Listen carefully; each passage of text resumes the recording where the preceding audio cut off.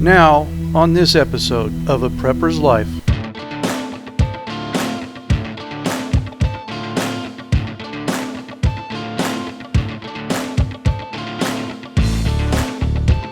Okay, as the sun moves across the sky during the day, this whole bed's going to get about the same amount of sun.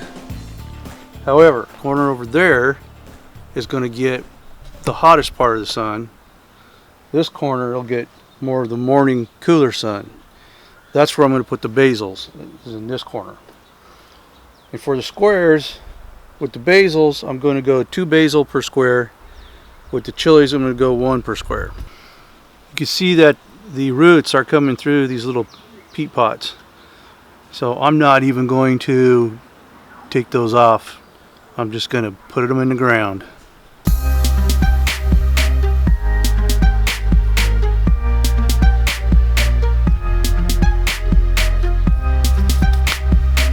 Now another reason why I transfer the water from the jug to this little pot is because this little pot has a little bit gentler stream when it goes down, so I'm not disturbing. This particular soil is so loose and nice for letting water flow through that it's very loose, so when you start dumping water on it quickly, it goes all over the place. So I like a gentler stream while I'm watering.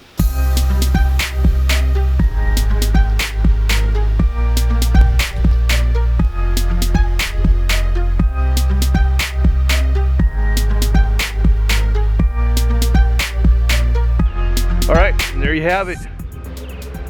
Chilies, basils, tomatoes. It's all full, it's ready to go.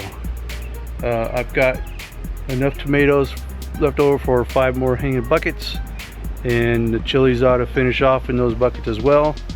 I've got some basil left over that I'm not sure what I'm going to do with yet, but I'll probably have that figured out by the time I wake up in the morning. But for now, voila. Alright, I got more stuff to do, so I'm going to get to it, and when I get there, you'll be there with me. See you there. Alright, now that I've got the bed filled with the compost and with the plants, I have a lot of compost left. So what I need to do now is mix all that up as much as I can, get it bagged in cans or whatever, and have it ready for more stuff that's coming. Plus I need to get it out of the back of the pickup truck. So I will be using the stuff in the back of the truck, the stuff I made that's in the cinder block box over here, and peat moss and the vermiculite. Now, like I've said before, you need to mix this compost so that it will drain well, but yet hold the moisture well, like a sponge, so to speak. Vermiculite and peat moss both do that very well. Then you need different sources of compost. You don't want to go to the store, Home Depot or nursery, and buy bag stuff that's come out of some other industry's waste product, because it's singular, it's one type of product. So that's why I've got the dump in the truck. I got the stuff that I've made, and the stuff that I've made has all kinds of different things in it. It's got different sources from the stores.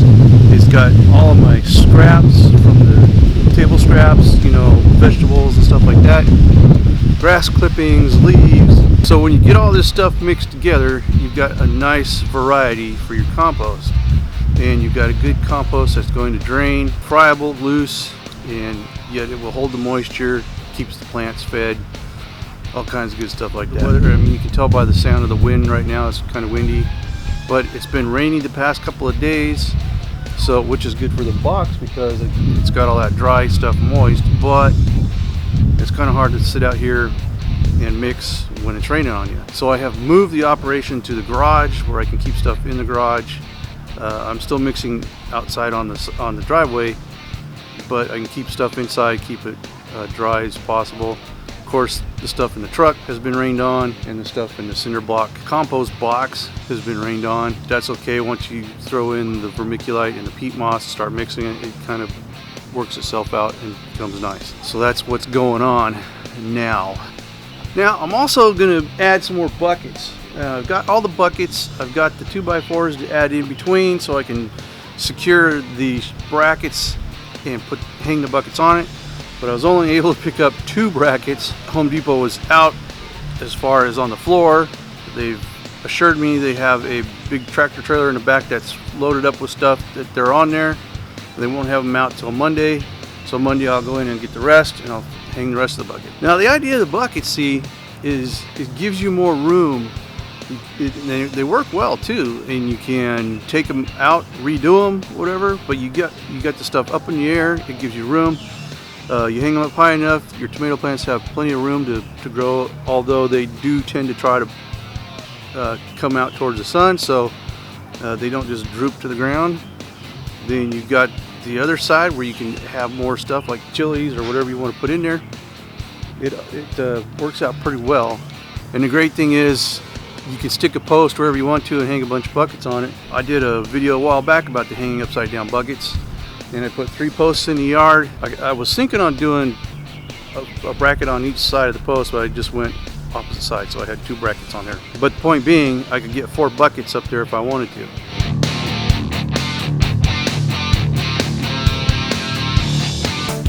All right, the bed is full. That means now it's time to put some plants in it. I'm going to do that now, but I also believe I'm going to get some more buckets, as you can see back there as I spin around a little bit. I'm going to put some in between each one, so I'll have some more hanging tomatoes and peppers and whatever else I might find to put in there. But for now,